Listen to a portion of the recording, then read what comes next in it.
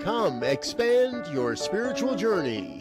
Join us for Just the Talk, Sundays, 1 p.m. to 6 p.m. Mountain Time. Experience Unity Kitchener and Ottawa. Center for Spiritual Living Midtown, Center for Spiritual Living Denver, Unity of Garden Park, New Thought Philadelphia, the Sunshine Cathedral, Unity of Savannah, and the Ohm Center for Spiritual Living. Come unleash your spiritual potential with New Thought Media Network. And now, let's experience Unity Kitchener and Ottawa. All right, I'm so happy to be here today. I can't tell you how I've looked forward to this since I got back last year as a minister. So thank you for being here. So I'm going to head right into something that I find really important, which is in alignment with my credo, but it's not my credo. So I just had to put this at the beginning because it's coming up a lot lately. And so I'm sure you know there's a lot of suffering in the world right now. And it's become more and more unbearable for so many people. And I don't know about you, but I find it extra challenging. And at these times, it's not just what you hear about on the news, it's what you see on Facebook and on the internet and YouTube. For me, it's those moments when I feel helpless. I've donated and I can't donate enough to release that powerful helplessness. You know, I can't fathom the ideas of families and children without medicine and without food, without shelter, or animals being treated cruelly and used for parts or for research, when all we need to do is appreciate and respect them as creatures in need of care, not of hurt. And I feel this more and more, especially because you see it happening just right below us, to the south of us. But so far away from these circumstances, you know, it's hard to know what to do. So I created, for me to get through these times, and I believe this is going to be helpful for everybody, this simple prayer as an affirmative statement that I trust is going to help, even a little bit, because prayer reaches circumstances instantly. And when regularly stated, the healing power is maintained. But, you know, science has proven that we have to be regular with our prayer, and that is what works. So my prayer for these circumstances where I feel helpless and I can't make a difference, though I would love to, it's very clear and concise. I look at the image of that lost, frightened person or that lost, terrified animal, and I say these words. I call upon the divine light to blanket you and your communities in love for your safety and security. It's simple prayer, it's precise and active prayer, and it's a much needed prayer.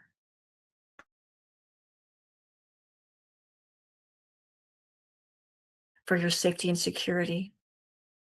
And you're going to understand more about why I say it the way I do as I complete my credo today. And what you don't understand, please ask me in fellowship. So some of you know that I've been I completed my Master of Divinity with Unity Spiritual Center. And during that time, I had to write a credo, which is a ministerial declaration of my beliefs as a minister and as a person. It's like a personal and ministerial mission statement. At the time, it was 25 pages long, and I had to bring it down to 5 pages to give to my group. And then I had to turn it into a 7-minute talk, which is a page and a half, by the way, and give it to the ministers at the end of my training, many, many ministers, and to be confirmed minister. I believed at the time that I knew exactly what I was going to bring back here to Ottawa and Kitchener and communities. I believed I could add a little more light to a world that was yearning for transformation. But then when I reread my credo several weeks ago, I went, oh, okay. Barely a year after I wrote it, I realized how much I've grown. how much deeper the call to understand truth has become in my life, and how differently I now see the world. My credo was full of love, honest, sincere love, but it still was shaped by a kind of naivety, simplicity, perhaps. It was as though I expected people to know what love is, to understand what I meant when I said the word love. And yet, in this past year, our world has shifted in unmistakable ways. Truth, big, unyielding, spiritual truth, has been calling me forward, sometimes gently, sometimes abruptly, sometimes insisting. And it has come to ask me to reconsider and to deepen and expand how I see the world and how I'm going to present my ministry to everybody. So today, I'm going to add truth to my love credo. I'm going to talk about the big T truth and the little t truth, and how understanding the difference transforms the way we approach love. And in action and community and family, and ultimately our shared future on this planet. Little t truths, for instance, they're personal truths. They belong to our preferences, our habits, our comforts. So for instance, a little t truth for me might be I wake up and say, my truth is I love my morning coffee. It also might be that I say, my truth is that I prefer quiet over noise, which everybody knows is true for me. My truth might be that I say my dogs need a firm schedule. But these aren't truth. They're simply familiar patterns.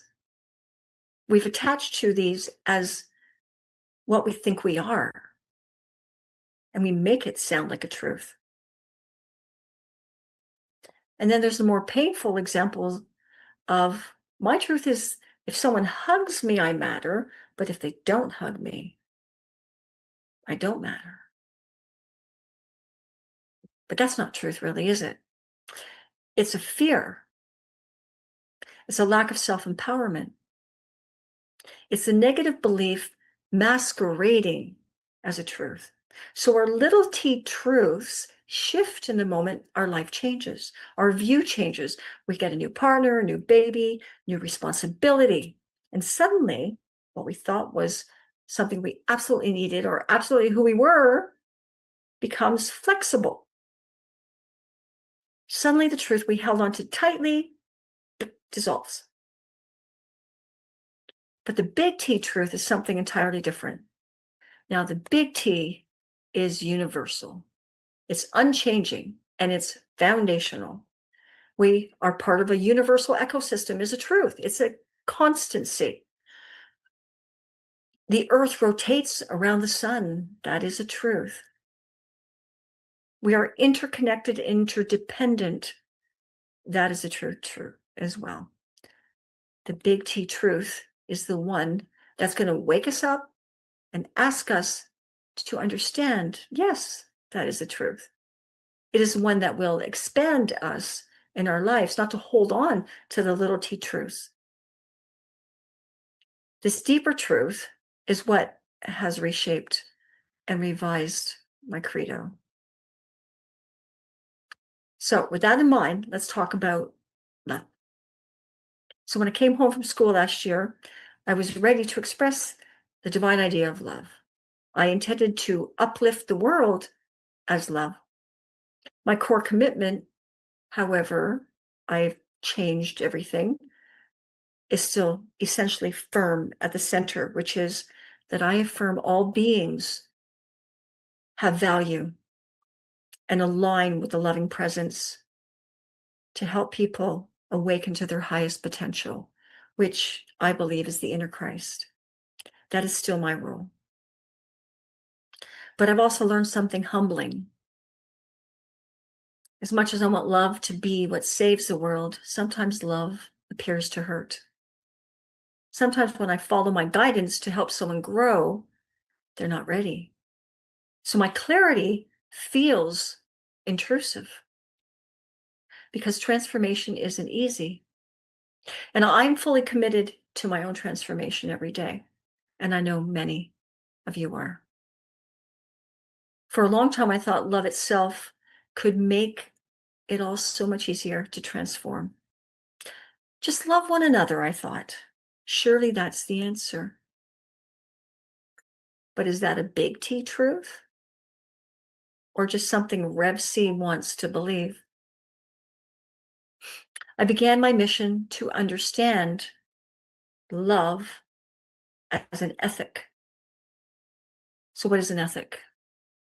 At its simplest, an ethic is a moral principle. It is how it affects how people make decisions and lead their lives. It's how we're concerned with what is good for individuals and society. And during the time of exploring ethics with love, I came across this global ethic already out in the world from the Parliament of World Religions in 1993. And they noted that across tradition and religion, across cultures and continents, there's 4 main values that are shared all around the world. The first one is the Golden Rule. Anne pointed that out to us last week. It is to act with compassion, to care for one another. The second global ethic, reverence for life. We all know that life is sacred. The third is justice and peace, assuring that we all want to hold up fairness and dignity for everybody, and nonviolence. And 4, sustainability. We already know we have enough food, water, shelter, and resources for everybody in the world, and we have to make that happen. Those are 4 sincere global ethics. They're not Christian, they're not Buddhist, they're not Hindu, they're not unity explicitly. They're human values, and they're expressions of the divine within. Are you aware that all religions seek the same absolute needs? All cultures have all the same needs. And we're all headed in the same direction. And that is called the perennial wisdom. It's that truth that behind all faiths are the same needs, and that we're all heading the same direction, just walking different tributaries. Imagine if we lived this way every day and we had global ethics. Imagine if the whole world actually joined us in doing this. That's a world I want to be in. Perhaps a little naive, but hopeful, faithful. I want to share a story with you about truth and love. As much as I had naively hoped love was enough, I realized that sometimes love isn't enough. And we know that in war, awful things happen, so we don't see love. We only see love show up when we're saving the people or protecting the people. So some time ago, it must be 26, 27 years ago, I was in a room of people, my house, my living room. There was 2 couples, and they were visiting. Well, they actually moved to Canada as refugees. They were both couples were from the former Yugoslavia. One couple had been separated for 4 years during the war. She was safe, and he was living in a large city where there were snipers on every building, and he was hard to go out for food and water. He lost 80 pounds during that time. He joked about the weight loss and how he needed it, but we all knew it wasn't funny. And then there was a woman, a journalist. She was with her husband, and they have a son at home at the time. And she told us her story. She told us of a time with a big ache still there in the room. You could feel it, where she was escaping the former Yugoslavia, and she was trying to gather her family together because they got notice that they could be refugees in Germany. So she and her husband are somewhere going, and she tried to convince the rest of her family to go with them. And they said, no, this is our homeland. This is our country. Everything we know is here. They believed in the honor code, which is a human creation. They were attached to their sentimental ideas, another human creation. The love was being offered was grounded in truth. We're trying to protect you. Your life is at risk. But love, when denied, can't prevail. This taught me something really important. Love will only ever flourish where truth is acknowledged. Your lives are at risk. That was the truth. Honor and sentimentality have no power to save human creation. Just ideas, small t truths. But that is what they stood on. It was a weak foundation because it was not based in the big truth that their lives were at risk. And love was trying to prevail, but they weren't able to hear it, see it.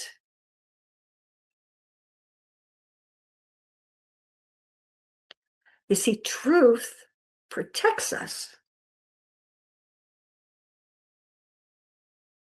When my new friend at the time finally got to Germany, a few months later, they were able to get word that they were safe in Germany, back to Yugoslavia.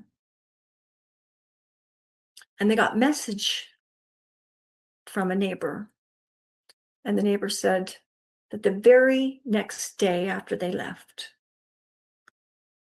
her whole family was put against a wall.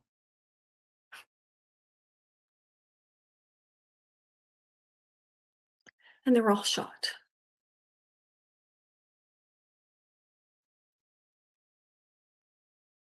Sometimes the love isn't enough. We have to follow the truth when it's offered. Truth clarifies. Truth awakens us. Because love without truth will not heal us, and love without truth will not save us. Love is just an idea, unless it has a root and a foundation in truth. And when you can try to see this, then you can really allow love to make a difference. So then what is love? Most of us don't really want love as just a concept. What we're actually longing for is a feeling that love creates. The feeling we have when we experience other things like safety and security, like belonging and caring and compassion and connection. These ideas, having become feelings that make the ideal of love feel real, are actually statements activating our nervous system and therefore our neurotransmitters, giving us a feeling. And they even awaken our desire, because when love feels good, it gives us a desire to unfold our divine nature. Because where are we truly going to feel the greatest, except in the absolute safe of a divine center, a place of spaciousness in God within, where we can truly unfold our wholeness. But love, yet beyond even that, is not a feeling. And it's not just a word. Let me explain. We read in the Gospel of John, chapter 13, verse 34 and 35, where Jesus is to have said, "A new command I give to you, love one another as I have loved you. And by this, everyone will know you are my disciples, if you love one another." And what did his ideal of love look like? What did it really mean? I believe that he was articulating the need for a selfless lifestyle. a humanity based on service and generosity. To him, love wasn't just an ideal, it was an action. Feed the hungry, welcome the outsiders, protect the vulnerable, calm the inner storms, calm the outer storms. Lift those children up spiritually and emotionally, challenge injustice, create equality, be kind.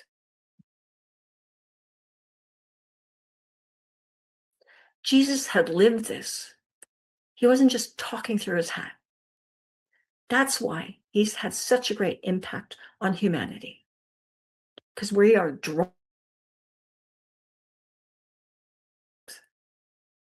And this is why I put in my work to understand this man and his mission, now becoming a mission that I'm sharing with you. He showed us that love is action. Love is the courage to take action. And love is the truth of these in motion. And this brings me to a firm realization: the idea of love without action cannot be love. Because love without safety is not love, and love without justice is not love. And if love as an idea does not uplift us, protect us, transform anything, it can't be love. This means that our work as spiritual beings is not to be sentimental, not to misguide ourselves with superficial honor codes. It is to be courageous in our action. It's occurred to me that there's something ever more invaluable that can arise from both truth and love in action. And that is peace. When you add truth to love and action, yes, you can establish peace from there. Truth tells us the root cause and the foundation from which to express and share the actions of love. And together, if we all really look at these, I believe that we can create peace. And they will bring peace to our lives and global peace. This isn't about silent peace, quiet peace, or peace because we can't avoid.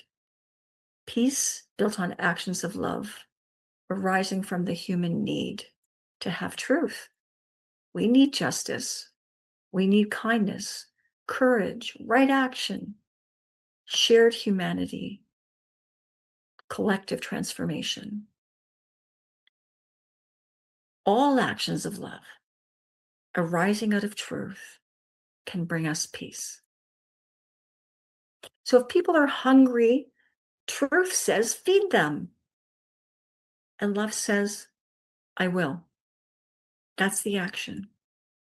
If people are frightened for their life, truth says, defend and protect them.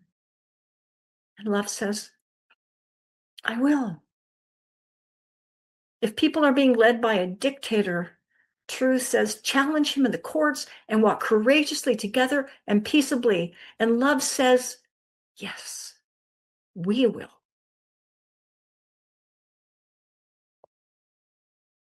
So what is unity's role in all of this?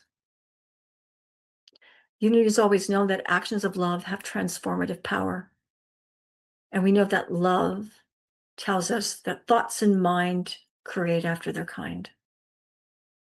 So imagine this practice. Today I will act out of love. I will see the root of every challenge and love from that foundation in my actions. I see unity as a whole, projecting love forward as actions of kindness, actions of care, actions of compassion, actions of seeking justice and harmony for everyone. I see unity congregations creating safe spaces and cultivating peaceful relationships. And I see congregational members choosing personal transformation and acknowledging their own actions and inaction when necessary to find their truth. I see that love is only real when it sees truth that awakens us to action, and only in this way is love not an empty word.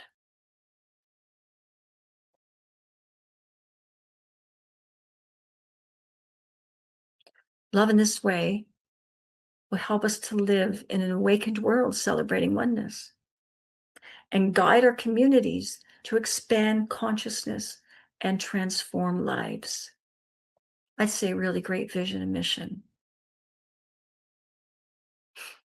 I see us living as a person. I see this love as both personal and a global ethic, where we can use it to create a world where everybody practices intentional action, where governments are shaped by compassions as actions of love, where families choose peace because they live truthfully together and act only in love, and where people choose to consciously lay down their arms out of love, where communities are committed to justice, and where humanity remembers that we share our divine natures.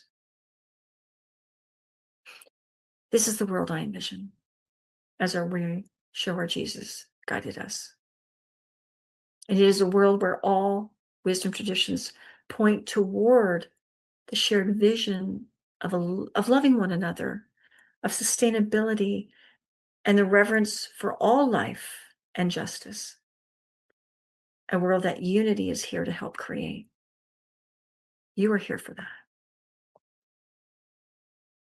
So today I'm going to invite you to 2 calls of action. The first one is to offer something loving today for someone in your home, your neighborhood, at the grocery store.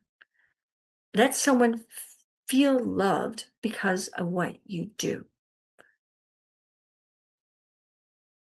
Be a kind doer. Be the love you want to see in the world.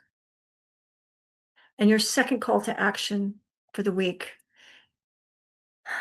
is to take some kind of global action. Something perhaps for our neighbors in Gaza or the USA, for an animal in need, for someone across the world you may never know their name. Let your compassion ripple outward in ways you cannot measure. Don't do it for recognition. Don't do it for reward, not even for how it makes you feel. Do it because love is who you are. And love is your natural expression in action. So let us have love, actions of love be our ethic. Let compassion be our practice. And let our lives become the truth fully realized. So even if it is today that you say the prayer to blanket another human or animal in love, if that feels right, do that. And when we live in truth with actions of love consistently, intentionally, fearlessly, we won't merely be talking about love. We will become the love. We will radiate love. We will expand love. And then little by little, person by person, act by act, we're going to create a peace-filled world. A peace-filled world. And so it is. Thank you.